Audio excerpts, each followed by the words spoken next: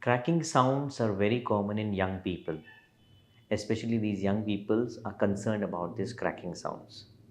I just want to tell you, cracking sounds is because of the mobility of the ligaments and the movements of the muscles over the bone. It just disappears with the time.